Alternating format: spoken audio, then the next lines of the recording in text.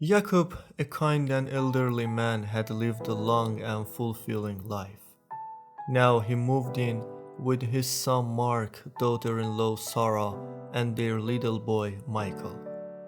As he aged, Jacob's hand began to tremble, and his eyesight was not as strong as it once was. Eating meals with the family became hard for him, as he would often spill food, much to his embarrassment. One night, as he tried to take a spoonful of soup, his hand shook, and the bowl tilted, spilling soup onto the table. Mark and Sarah noticed, exchanging a look of frustration. They loved Jacob but were bothered by the mess. After a few days of seeing food spill on the table and floor, Mark decided it might be better for Dad to have his own table, where he can eat without worry. The next night, they set a small table for Jacob in the corner of the dining room. They gave him his meal on a wooden bowl to avoid breaking any dishes. Jacob understood and didn't argue. He quietly ate alone, occasionally glancing over at his family with a sad smile. Little Michael watched this, feeling confused but not saying anything. Days turned into weeks, and every night Jacob would eat by himself at his small table.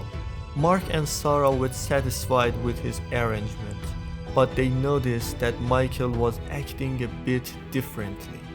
One day, while playing with wooden blocks, Michael was carefully carving something with a serious look on his face. Sarah came over, smiling. "What are you making, sweetheart?" she asked. Michael looked up at her with his innocent eyes and said, "I'm making a bowl for you and Daddy to use when you get old, just like Grandpa's." His voice was soft, but the meaning hit Sarah like a strong wave.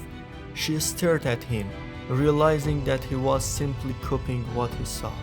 Michael's words reflected how he understood the world, that one day they might be treated just as Grandpa was now. Later that evening, Sarah and Mark sat together in silence, both reflecting on what their son had said. They began to feel a deep sense of guilt. They realized that their actions were teaching Michael about how to treat family members, especially those who needed extra help. Mark looked over at Jacob's small, lonely table and knew that it was wrong. They had allowed their impatience to create distance between them and Jacob, forgetting all the love and care he had shown them. The next night, as the family gathered for dinner, Mark set an extra place as the main table. He looked at his father and gently said, "Dad, please join us at the table tonight."